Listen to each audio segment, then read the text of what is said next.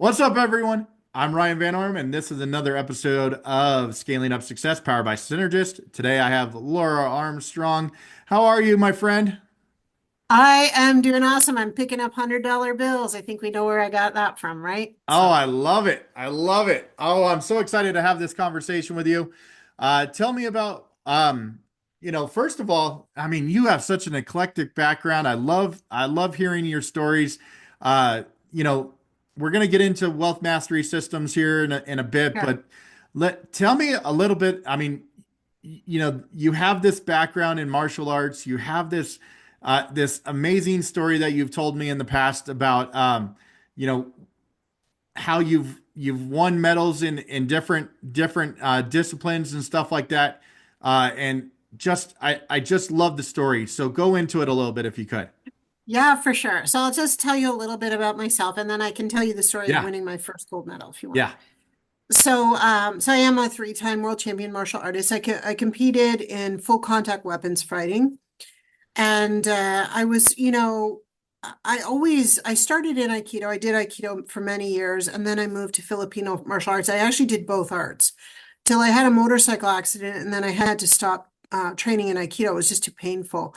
But I still teach, and I'm one of six women in the world at my rank. I think that it's just been a driving force in my life, right? So once I won my championships, I coached the Canadian team to many championships. So the beauty of doing that is all of those skills like leadership and communication and all those things are transferable to business, which took me a little bit to realize.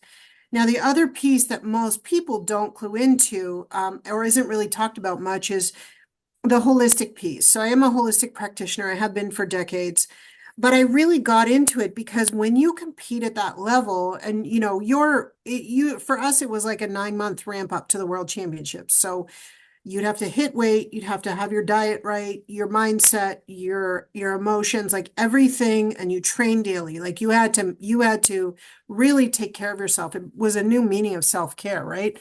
And to hit those 2 days, where you're going to compete. And so it's quite the journey every single time, and it's slightly different. And so that became like a whole other thing that became a part of my life, being a holistic practitioner.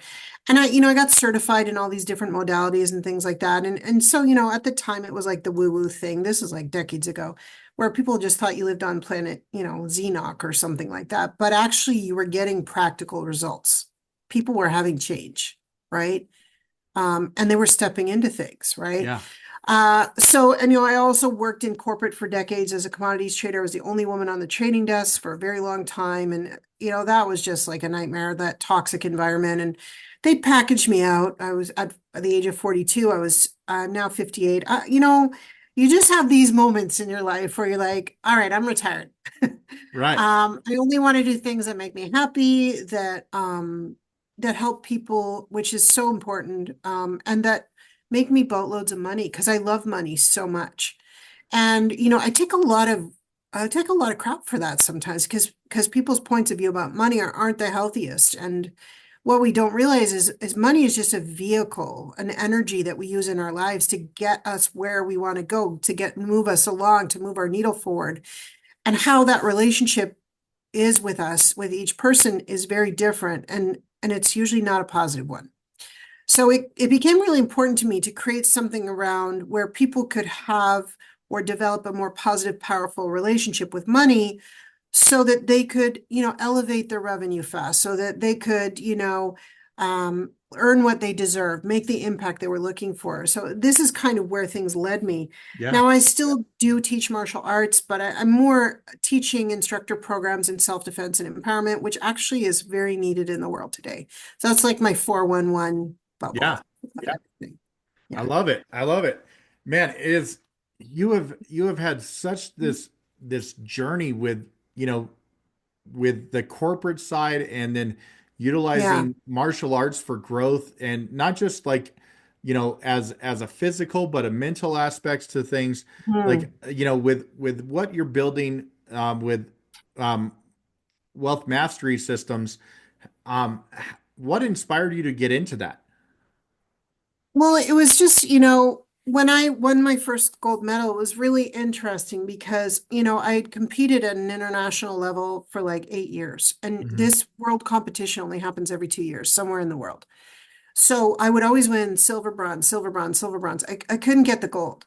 I don't know what was going on. And so like, and like I did the whole Rocky thing. I was like looking at my tapes. I was jumping, I was doing the running. All of it. And I was like, what is going on here? And so we come up to this is like my fifth or sixth time going to the Worlds, and it was over in Manila, Philippines. And I know that a lot of the people you work with are there. Yeah. I've probably been to the Philippines 20 times, probably. Wow. I'm more than most Canadians have. Um, and so we get there. There are 12 of us on the Canadian team. This I think was in the early 2000s or the 90s. And I think it was in the 90s actually. And we're all there. There's 12 of us, and the bomb drops. My coach, who had been my coach for 10 years, steals money from us. He Oh stole our my money. gosh. And then he says, well, I'm not going to coach you. And he leaves. He doesn't literally leave, he just goes off on his own.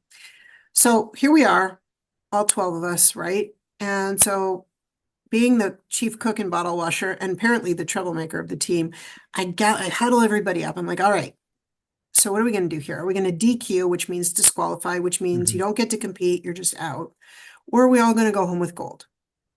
And they're like, everybody lights up. They're like, we didn't work this hard to come this far to not compete. So I'm like, so we like get our cheer on, we get out there, we start fighting. And when you get through to like the gold medal round, each fight is 3 rounds of 1 minute, longest minutes of your life. I'm telling you that because you're full out.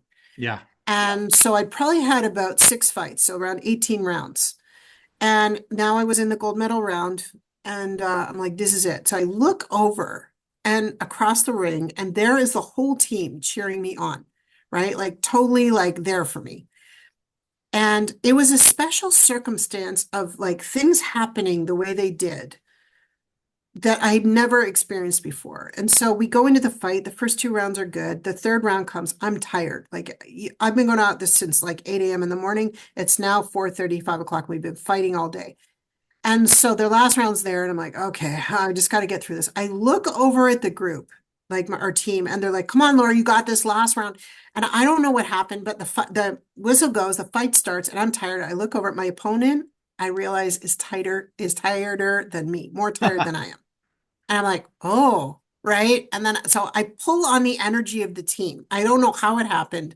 I get through the round, the whistle blows. Like, thank God, that was the longest minute of my life. And so, we're waiting for the scores. The ref's holding our hands, and my hand goes up, and he says, "World champion, winner." And like I just stood there stunned. And then I started crying, and like I look across and they're all crying, right? Like, because this has been like this 8 year journey, like it's been Yeah. 10 years, right? And so, I mean, I still get emotional thinking about it.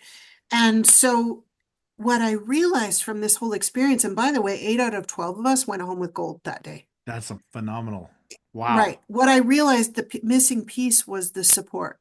Right. It was the group of people that were driving me to the next level. And this is where I want to have the conversation that we were talking about, Yeah. wealth mastery. It's too hard to do it by yourself, right? It's just you can do a lot. We're really resourceful. Like, I mean, I'm the Energizer Bunny. I mean, you and I have talked about this, right? Like, Hmm. but at some point you need to lean. You need to lean in and get those people who are going to drive you to the next level. And so that's why it was so important for me to work in the wealth mastery system and create those systems for people so that they weren't stuck and that they did have the support to move to the next level, where they were owning the money that they deserve, that the income that they could make, that getting past the limiting beliefs that they had, that they weren't going to, money doesn't grow on trees, or, I'm not good enough, or I start making money and I sabotage, like all these things, sabotage myself, right? Like, so, having experienced so much trauma as a young child and a teenager and a young woman, I was able to heal myself as a holistic practitioner and go through this journey, which I realize we all have trauma on some level. How are you going to use it to use it as fuel to help others move past what's holding them back. And this is kind of where everything kind of came from. And it's manifested into this big thing that's bigger than me now, that's in alignment with everything that I do with people. So like, yeah, that's my story. I love that. I love that. And like, your journey with the martial arts side of stuff and um the discipline that you've had to have, how has Yeah. that helped you sculpt your business and your mindset in business? Well, it's really interesting because when you're high achieving at that level, it's really hard to stay at that level. Mm-hmm. So you have to really have next level strategies. So discipline is one of them, tenacity is the other. I'm relentless. And I know that. And to the point where sometimes I'm too relentless. But and but you have to have that drive. And if you're not aligned with the thing you should be doing, it won't be there. You'll Uh, never succeed to that level. And so finding what that is super key and where that vision of that is taking you, because that's really where things start. And so for me with the martial arts, like it was showing up when I was so tired and going and training for 3, 4 hours and then training on my own, which was even harder because I knew that I needed to reach a level. I remember going into sessions where I would break down my traditional forearms for hours into minuscule. So my foot was just in the right spot, right? So my balance was perfect, right? And so it's the same thing in business. How are you breaking things down to bring them together and make them more powerful? And you need the support to do that. So having the tenacity and the discipline to know that you're aligned is really like things that I've transferred over to business. You must have those things. And your dedication is the other thing, right? Like, why do you get up in the morning? Your why is made up of two things, your purpose and your drive. And if you're not clear on those things, then that's the first place to start. I love that. I love that. And like so many people think that their why has to be like set in stone. Like No, it it's can going to be, change. it can change. Yes, yes. Yeah. And talk about that a little bit more. Has your why changed a little bit throughout the years in your business journey? Yeah, I mean, for sure. I mean, I'm not really proud of like sometimes when I was a younger competitor, I was so competitive. It would be like, well, second is the first place loser. I had Right, that mindset, right? right. Like, and I live with that because that's what drove me for so many years. But what I didn't realize is it wasn't driving me to the gold. The gold was actually the opposite of using the support, Mm-hmm. right? And so we can work really, really hard and tire ourselves out, but are we getting the results we want? That's what we need to look at, right? Absolutely. And And that's really it. Yeah. did you find that you were dealing with burnout more because of like not having that why, like in a good position? Like if it was like, if you're not first, you're last, Bobby Talladega Nights, you're not Oh yeah, first, you're that's right. last. Yeah. Yeah. Oh yeah, I would watch that movie. I was like, oh my God, that's me 20 years ago. But Right? then Like, you get a lot of people that burn out because of that, because they're like, if mhm. I didn't accomplish something at a certain level, they felt like they weren't reaching their full potential when in actuality that they're just setting unobtainable goals. Yeah, and that's really interesting because when I used to teach martial arts, I'd have my school, I had my schools for many years. And this is the thing. People come in to move. They don't realize it. They're coming in, they think to learn a skill, which they are, but they move on other levels. And you, as the instructor, have to be prepared to see when that's starting to happen. Hmm. And a lot of the time, they're not willing to move through it, so they'll leave. They'll get what they need and they leave. But there are some who will. And oh, again, the same thing happens in business with my clients.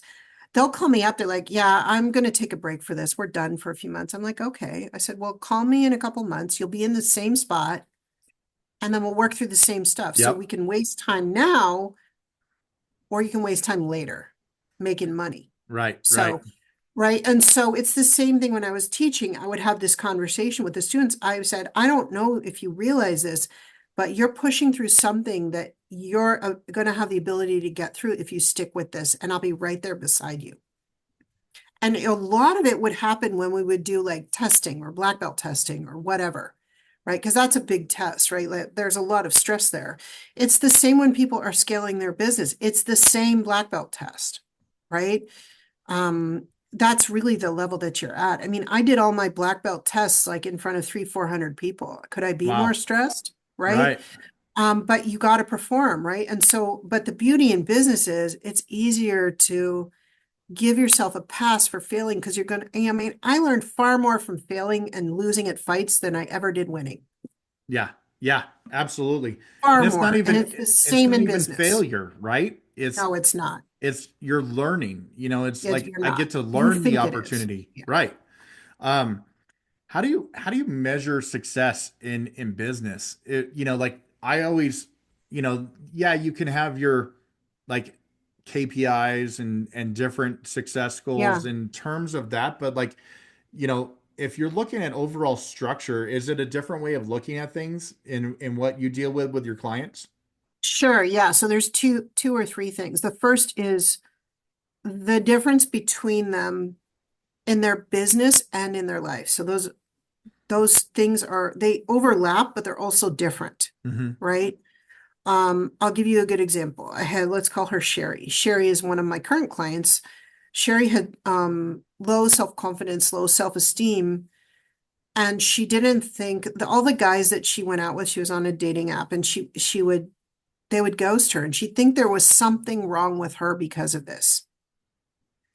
And she had a business. It was a martial arts business too, and it was doing okay. She wanted to triple her numbers.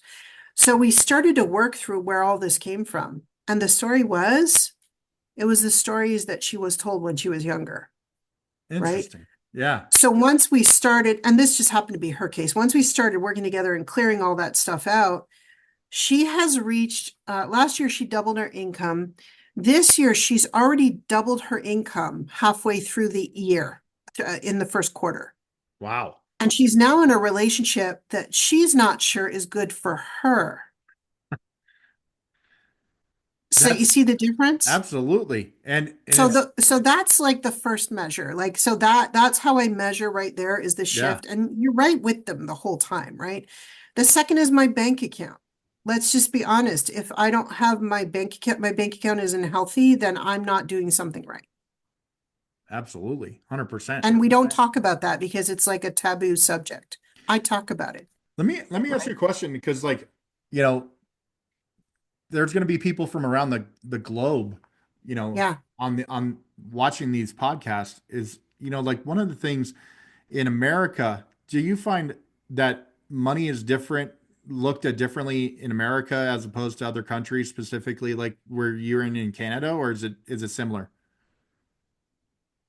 I love Americans. They're consumers. So Yep. let's just say that first. They say yes quicker, they understand the value of things, and they are more driven. Canadians are just as driven, but they're more cautious with their money. It takes me 3 times as long to close a Canadian, Okay. but they Okay. need it just as badly. So, but when you're working in Europe or overseas, it's different. They're not driven by business.